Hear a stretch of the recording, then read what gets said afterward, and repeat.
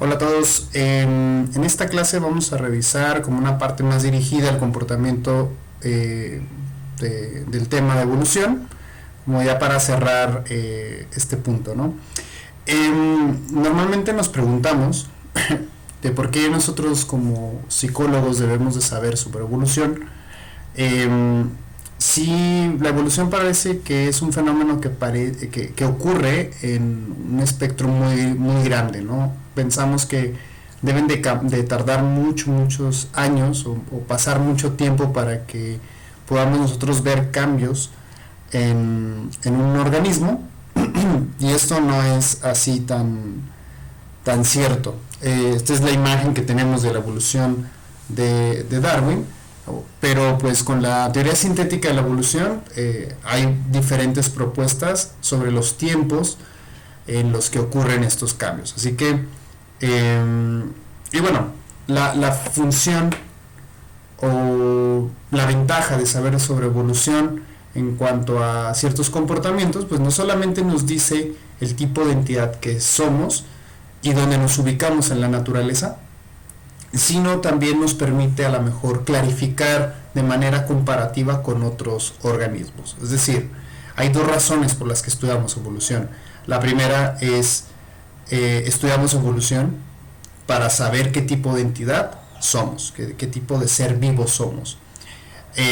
Y la segunda es para ver qué rasgos tenemos en comparación con otros seres vivos, es decir, cómo estos comportamientos, los comportamientos no se hicieron de la nada, al igual que los rasgos físicos, anatómicos o fisiológicos, no se hicieron de la nada, pero también los comportamientos pudieran estar heredados o algunas conductas específicas pudieran estar heredadas. Entonces es necesario para el psicólogo o para el estudiante de comportamiento que se encargue del estudio de la evolución.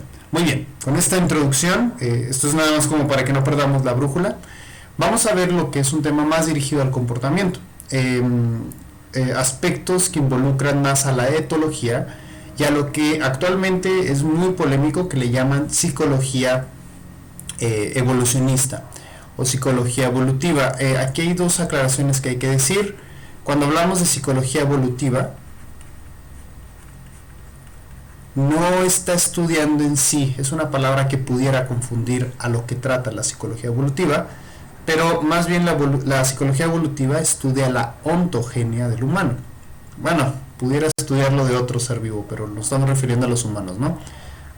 Entonces, en la psicología evolutiva nosotros estudiamos el desarrollo y el crecimiento del ser humano, mientras la psicología evolucionista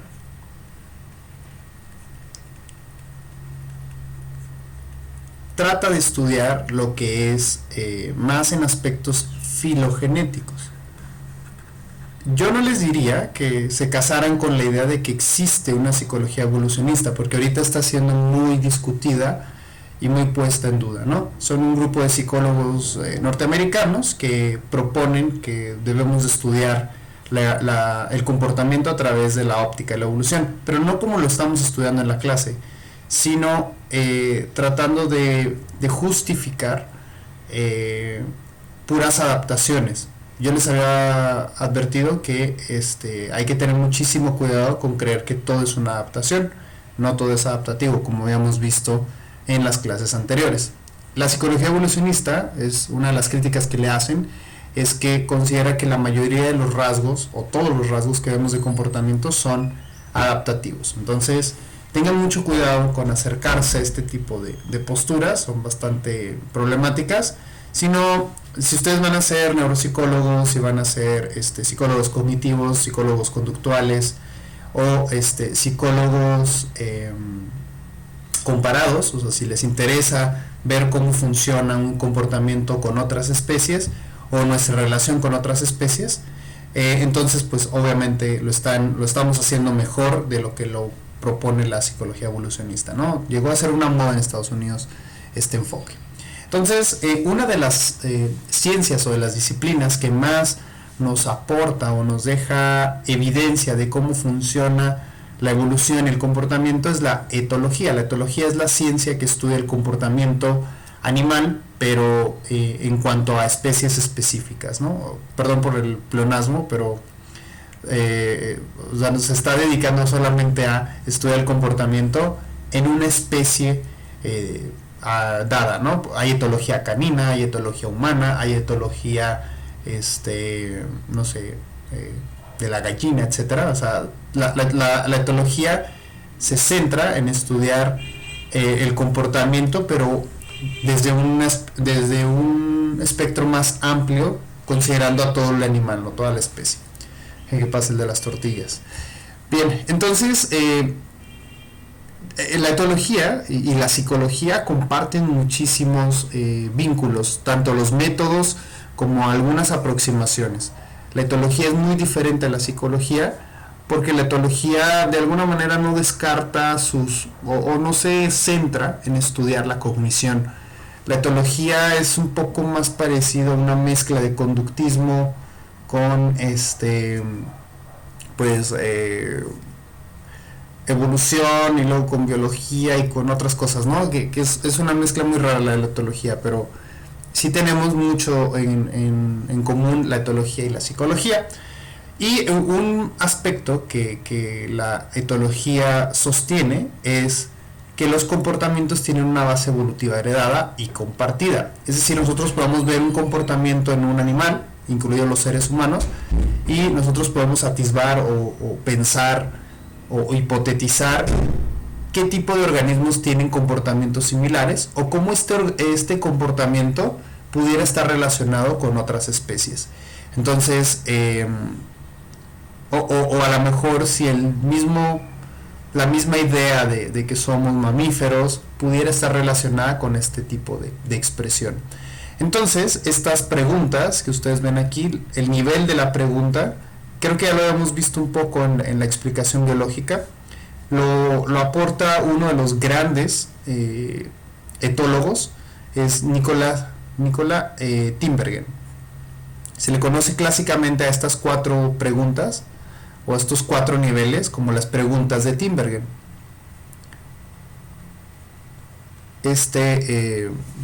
Etólogo es uno de los más grandes etólogos que ha tenido la ciencia, biólogo también de formación. Tinbergen hace un análisis de cómo podemos nosotros aterrizar una pregunta de comportamiento hacia estos 4 niveles. Incluso si somos psicólogos, esto nos viene de maravilla, ¿no? Es decir, cuando hacemos una pregunta sobre un comportamiento heredado o compartido, tenemos que ver a qué, así como qué afinado tiene que estar nuestro instrumento o nuestra pregunta para saber lo que estamos preguntando, ¿no? O a qué nivel estamos preguntando. Entonces, la medida más larga, ¿sí? La medida más larga es el de la filogenia. Como habíamos visto, la filogenia es el área de la biología que estudia la ubicación taxonómica o la relación taxonómica de una especie con otra. Es decir, cómo está emparentada un organismo con otros, ¿no? Lo que habíamos visto del árbol. Ya habíamos visto esta definición. La pregunta aquí es cómo se seleccionó ese rasgo. Es decir, cuando nos preguntamos a nivel filogenético es el espectro más largo del análisis, ¿sí? Estamos a un nivel taxonómico, estamos viendo cómo está relacionada una especie con otra, ¿sí? En el árbol de la vida. Muy bien, en el nivel adaptativo estamos hablando de comportamientos que se manifiestan en décadas y como ya vimos, la adaptación trata de solventar la reproducción. ¿Qué quiere decir esto? Todos los rasgos adaptativos aseguran la supervivencia y eso asegura también que pase ese rasgo a la siguiente generación. Por lo tanto, solventará la reproducción, ¿sí? En un rasgo adaptativo nos estamos enfocando a que es esa ventaja evolutiva, ese rasgo ventajoso que tiene un organismo sobre otros. Y también está a nivel ontogenético. Nos vamos siendo como más específicos, ¿se fijan? Vamos a lo mejor de miles de años, o cómo este rasgo pasó de miles de años. Bueno, estamos preguntando en eso, ¿no? O sea, entre qué especies están relacionadas. Vamos a décadas con los rasgos adaptativos y vamos al siguiente nivel, a lo ontogénico, que es quedarnos en los aspectos de desarrollo, como lo que les decía acá de la psicología evolutiva, ¿no? Desde mi punto de vista, no le debemos decir psicología evolutiva, le debemos decir psicología ontogénica o ontogenética, o psicología del desarrollo, para evitar esta confusión de la psicología evolutiva con la psicología evolucionista. Desde mi punto de vista, debemos de rescatar la palabra psicología evolutiva para esto que estamos haciendo en este tema, ver cómo la teoría evolutiva nos permite conocer el tipo de comportamientos que hace una especie dada, en este caso nosotros mismos. Volviendo acá, en el nivel ontogénico estamos hablando del desarrollo individual. Recuerden que la ontogenia es el área de la biología que estudia el desarrollo y el crecimiento de un organismo desde que nace hasta que muere. Entonces vamos viendo las etapas de vida y las curvas de desarrollo de ese individuo. Por eso aquí dice tiempos de vida. Entonces, cuando hablamos de tiempos de vida, nos referimos a en qué puntos van apareciendo y desapareciendo, puede ser, ciertos comportamientos o ciertos rasgos, ¿va? Si los niños pueden seguir un objeto, eso es una característica que viene desde nacimiento, pero también si pueden ir desapareciendo ese tipo de conductas, ¿no? Como los rasgos, los reflejos de nacimiento, ¿no? Con los que llegamos desde el parto, pues tenemos los reflejos que tiene cualquier primate, ¿sí? El reflejo prensil, el reflejo de succión, el reflejo de seguimiento, el del seguir un objeto, el del ruido o el del espasmo. No es el del espasmo, es del ruido, el del estruendo, el del moro, el del paracaídas. O sea, hay un montón de reflejos con los que nacemos. Todos esos reflejos los tienen los mamíferos. Bueno, muchos mamíferos, pero perdón, quería decir los primates. Entonces, este es el nivel ontogénico, el nivel donde nosotros vemos toda la etapa de vida y los ritmos en los que aparecen estos rasgos. El último nivel es el nivel fisiológico, algo que pues estamos hablando en un nivel más corto, donde se manifiesta en segundos o en días estos tipos de rasgos, ¿sale? Entonces hay que ver la pregunta hacia dónde está dirigida esta comparación, ¿sale? Entonces estas son las preguntas de Nicolás Tinbergen, que se parecen mucho a lo que habíamos visto con la explicación. Vamos a ver un ejemplo que es el más evidente de lo que es un rasgo comportamental. Bueno, también tiene su versión anatómica y fisiológica, pero nosotros nos vamos a centrar en la comportamental. Bien, este rasgo se le llama neotenia. La neotenia es la conservación, presencia o manifestación de rasgos de etapas infantiles en un organismo en etapas adultas. Es decir, nosotros al ver estas imágenes vemos que tanto el humano como el conejo, como el perro, como la ave mantienen una estructura anatómica. En este caso es este ejemplo es un ejemplo de neotenia anatómica, ¿sí? Vemos que la frente, esta porción, ¿sí?, es más grande que esta porción. Estamos hablando que son 2/3 y acá es 1/3 de la cara. Es la frente, desde los ojos hasta la frente, ¿ok? Esto es lo que ocupa. Perdón, aquí lo dibujé mal, déjenme lo dibujo bien. Lo dibujé más abajo, ¿no? Pero si ustedes pueden comparar y medir, digo, esto lo sabemos desde hace mucho, esta proporción de 2/3 de la frente a 1/3 en lo que es la nariz y la mandíbula, hasta la mandíbula, que ocupa 1/3, la vemos desproporcionada en los infantes. No importa la especie, toda especie de mamífero o de animal, perdón, todo perteneciente al reino animal tiene esa proporción de 2/3 a partir del nivel de los surcos orbitales hasta la frente. Si ustedes lo ven aquí en el conejo, también, en el perro también, y en la ave también. Si pusiéramos un gato también, ¿no? Por si les gustan los gatos. Pero vean que cuando son adultos, esta proporción cambia y se nivela, ¿sale? Tiende a ser ya no 2/3, sino más bien a un medio y un medio, ¿sale? Vean esta proporción de los rostros, y lo mismo ocurre en los rostros de los demás animales, ¿ok? Se nivela. Entonces, lo que estamos nosotros viendo en esto es un rasgo neoténico. Aparece en etapas juveniles y parece que desaparece en las etapas adultas. Sin embargo, nosotros vemos como humanos que eso es algo que atrae muchísimo a las personas. Vean a los psicólogos sociales que estudian el cortejo. Pónganse a pensar lo siguiente. Vean rostros que sean... vean como estos, el anime, por ejemplo, estos rostros de caricaturas. Digo, no solamente el anime, sino cualquier caricatura. Vean, por ejemplo, Mickey Mouse o Pikachu, el personaje que ustedes quieran. Cómo tiene esta proporción de 2/3 a 1/3, ¿no? Como les decía. Bueno, si ustedes ven la característica de estos personajes, se nos van a hacer más tiernos, se nos van a hacer más, pues no sé, se nos van a hacer a lo mejor más interesantes por los grandes ojos que tienen. Sobre todo la ternura, eso es prácticamente lo que va a generar en nosotros como observadores de ese rostro. Y este tipo de actitud la tenemos en todos los mamíferos. Cuando nosotros vemos un cachorro de perro o de gato, pues nos enternece. Esa es la razón.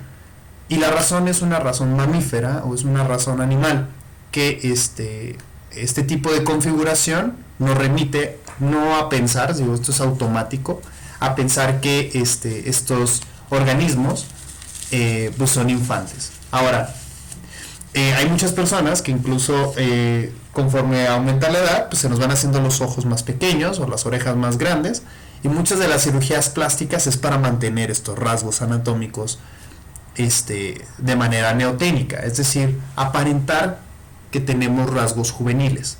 ¿Sí me explico? En esta parte anatómica, muchas veces por la cultura o el cortejo de los humanos, tratamos de aparentar que tenemos rasgos juveniles. A eso le llamamos neotenia, ¿sí? En la fisiológica es algunos procesos fisiológicos. Hay especies que tienen rasgos fisiológicos neoténicos.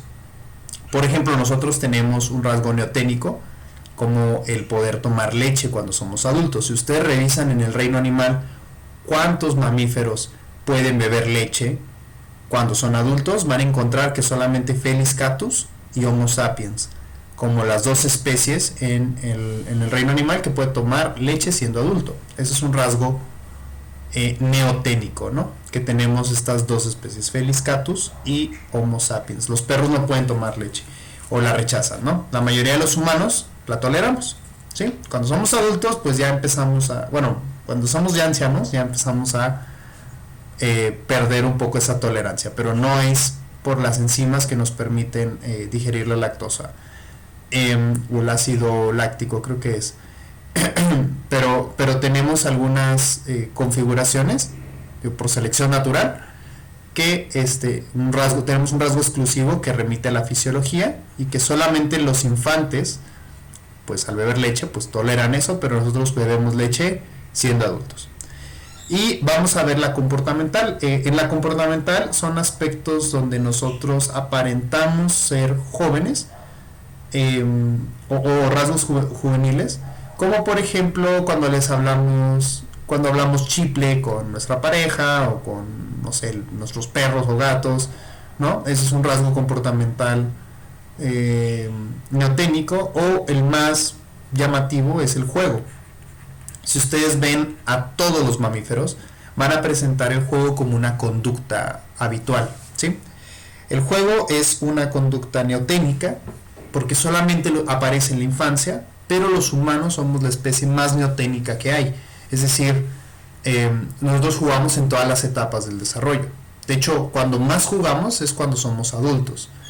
Ustedes busquen las personas, el promedio de usuario de un PlayStation o un Xbox, y no son los niños, son adultos cuarentones o treintones como yo, que tienen el consumo de videojuegos, ¿no? Y esto no importa el sexo, lo hacen, juegan igual las hembras que los machos, ¿sale? En humanos. Entonces el juego es un rasgo neoténico porque al que solamente aparecen todos los, ¿cómo se llama? En todos los mamíferos infantes, es lo que quería decir, y lo vemos en adultos también. Ese es un rasgo neoténico. Y de hecho cuando jugamos aparentamos ser niños o algo así, ¿no? Y llegamos a pensar ese tipo de cosas cuando jugamos juegos de mesa, videojuegos, cartas, apuestas, lo que sea. El deporte mismo, ¿no? Sabemos que el deporte, al hacer deporte, mantenemos rasgos neoténicos, ya sea anatómica o fisiológicamente o comportamentalmente, ¿sale? Entonces ahí nos estamos refiriendo a estos rasgos juveniles que aparecen en etapas adultas. Ahora vamos a hablar de las estrategias, no hemos hablado de eso. Las estrategias son con el tipo de juego con el que se mueve la selección natural. Las estrategias, podemos tener nosotros organismos que tienen estrategias rígidas o estrategias flexibles. La estrategia evolutiva se le llama a todo aquel característica o comportamiento o rasgo que una especie hace para la competencia. Recuerden que tenemos el factor de la competencia y la variabilidad. Bueno, la competencia evolutiva juega con estrategias evolutivas, es decir, hay organismos que tienen estrategias rígidas. Recuerden que no es de que los organismos digan, yo voy a tener una estrategia rígida, ¿no? O una estrategia flexible, sino esto es ciego. En la selección natural nosotros vemos comportamientos o acciones o rasgos ciegos, no van dirigidos, recuerden eso. Entonces, en la competencia nosotros vemos estrategias rígidas o flexibles. Las rígidas es como si estuviéramos en un casino y nosotros le apostáramos todo a un número, ¿ok? Todo, o sea, son estrategias que la competencia la basan en un rasgo especializado. ¿Qué quiere decir eso? Por eso es rígido, porque le apuestan todo a ese número, ¿no? Si le sale, pues tienen asegurada esa estrategia para las siguientes generaciones, ¿sale? Los rasgos, ustedes pueden acordarse de los pájaros de Darwin, estos pinzones de las Islas Galápagos, cómo tenían diferente pico. La forma del pico es un rasgo especializado, ¿sí? O sea, porque solamente ese pico les permite comer un tipo de alimento, ¿sale? Esa es su estrategia rígida, ¿va? Por ejemplo, que la estrategia de una especie sea el conseguirse nada más una pareja en toda su vida, ¿no? Como lo hacen los pingüinos, bueno, la mayoría de los pingüinos, ¿no? Ahora sabemos que hay pingüinos que a veces ni se reproducen, ¿no? Y les gustan los de su mismo sexo. Bueno, pero vamos a pensar en un tipo de ave que solamente escoja una pareja para la reproducción, ¿no? Entonces vamos a ver cómo estos animales o estos seres vivos tienen rasgos especializados solamente para esa forma o esa función, ¿sí? Están diseñados para una función específica. El problema es que si falla esa función específica, por ejemplo, si nosotros vemos una especie que le apueste todo el ejemplo que les había dado ahorita, el de los pinzones. Imagínense que tengamos un pinzón con un tipo de forma así, que solamente le sirva para comer insectos, ¿sale? Y por alguna razón el pinzón pierde la capacidad, por alguna razón ambiental, dejan de haber los insectos que este pinzón come. No puede modificar su pico de una generación a otra, ¿no? Ya lo vimos. Entonces, como ha sido especializado este rasgo del pico para ciertos insectos, desaparecen los insectos por alguna razón ambiental, como el cambio climático, por ejemplo. Desaparecen los insectos y este ave tiene que buscar cómo puede utilizar este rasgo que tiene especializado, pero lo más probable que es que este diseño lo hizo específicamente para los insectos, pues lo más probable es que no lo logre, ¿no? Ese es el problema. Cuando le apostamos todo a un número, lo más probable es que podamos perder todo en una sola, ¿no? Entonces eso pasa con las estrategias rígidas. Es una analogía, ¿eh? No van a pensar que los animales apuestan en el casino, ¿no? O algo así. Pero bueno, es una analogía. Entonces el diseño de este pico está hecho solamente para la ingesta de ciertos animales o ciertos bichos. Entonces, al perder todo eso, pues depende de condiciones específicas para que ese rasgo le dé la ventaja. Si falla las condiciones específicas, lo más probable es que se extinga, y eso ha pasado con muchísimas especies que tienen estrategias rígidas. Luego vamos con los flexibles. Nosotros nos caracterizamos por ser eso, ¿no? Pero también somos rígidos. Somos una especie híbrida de estrategias rígidas y estrategias flexibles. Bueno, las estrategias flexibles pueden presentar modificación de rasgos, es decir, piensen que a lo mejor los cuervos, como les pasa a los cuervos, tienen un tipo de pico específico para comer, para hacer carroñeros, para comer carne, para comer insectos, ¿sí? O sea, es un pico que les da una multifunción. Piensen, la otra analogía es pensar que las estrategias rígidas son como un cuchillo de mesa, ¿sí? Filoso. Pero ese cuchillote a lo mejor no te sirve para cortar algo duro, ¿no? A lo mejor te sirve para cortar carne, ¿no? Piensen que los flexibles son como las navajas suizas, tienen diferentes funciones que pudieran sacar, ¿sale? Entonces,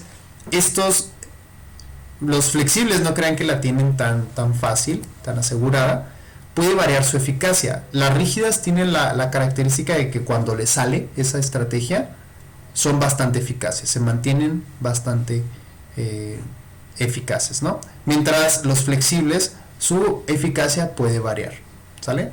Como pueden moldear la estrategia, no moldear sus atributos. O sea, a lo mejor piensa en el pico de un cuervo, pues les sirve, incluso se ha visto que los cuervos pueden manipular objetos con el pico. No solamente, o sea, es un pico que es como la navaja suiza que les acabo de decir, ¿no? Hay estrategias rígidas, hay estrategias flexibles. Como ejemplo les traigo estas dos, que son también importantes para el comportamiento. Aquí vemos manifestado mucho el impulso sexual, la sexualidad,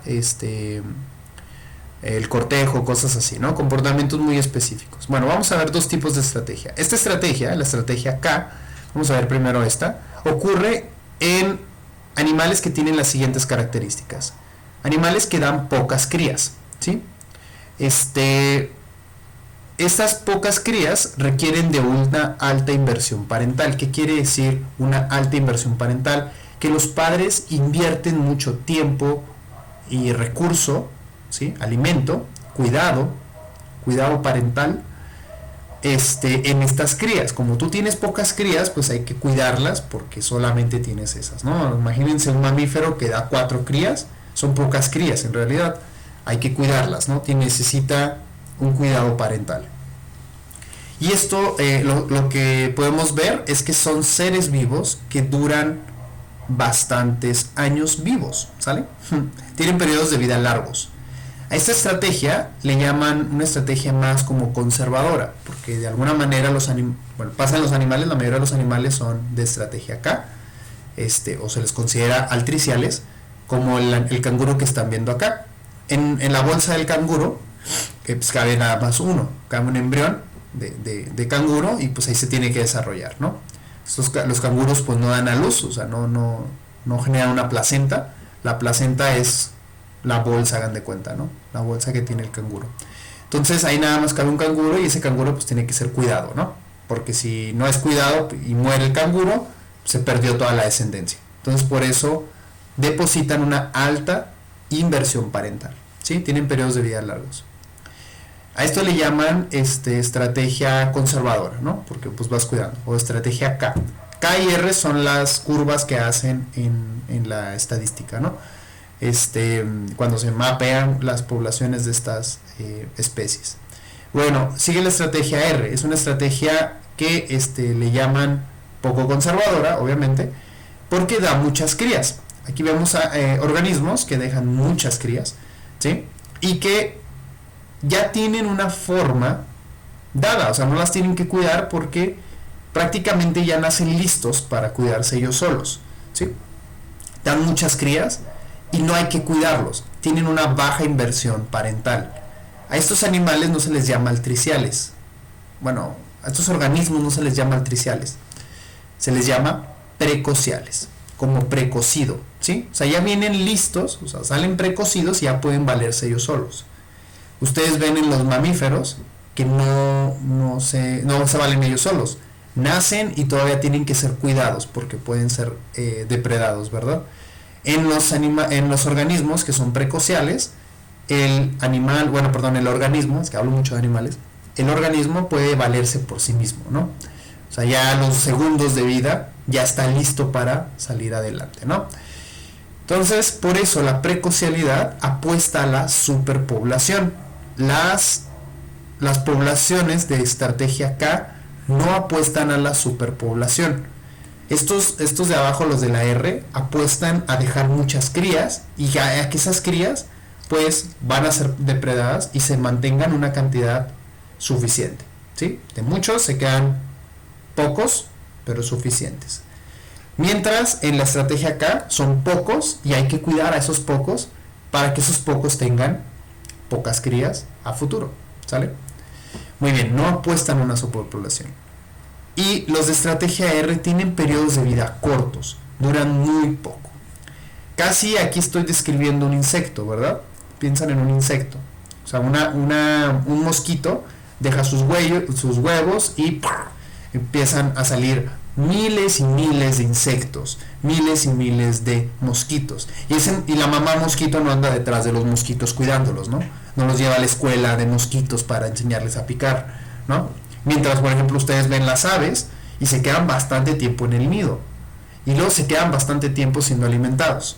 Y luego es muy probable que se caigan del nido, ¿sí? Entonces, solamente algunos van a aprender a volar, ¿va? Entonces, ahí es donde nosotros vemos la altricialidad. Hay especies, no se casen con la idea de que estoy describiendo aves, mamíferos o animales en general y acá insectos. Y en sí, hay animales que también apuestan a la superpoblación. Entonces, les voy a dejar un ejercicio en la semana sobre animales con estrategias reproductivas diferentes. Ustedes me dicen si es K o R, ¿ok? Bien, entonces aquí vemos dos tipos de estrategias reproductivas. Si se fijan, la estrategia reproductiva K es una estrategia flexible, mientras la R es más rígida. Una bacteria, por ejemplo, ¿qué tipo de reproducción tiene? ¿Qué tipo de estrategia reproductiva tiene? ¿Sale? Entonces ahí podemos ver dos tipos de estrategias y cómo funcionan dentro de la selección natural. Y gracias a eso nosotros podemos ver comportamientos instintivos e impulsivos. Ya los veremos en la siguiente parte, pero por el momento eso es todo. Déjenme comentarios si tienen alguna duda, si algo no quedó claro y nos estamos viendo.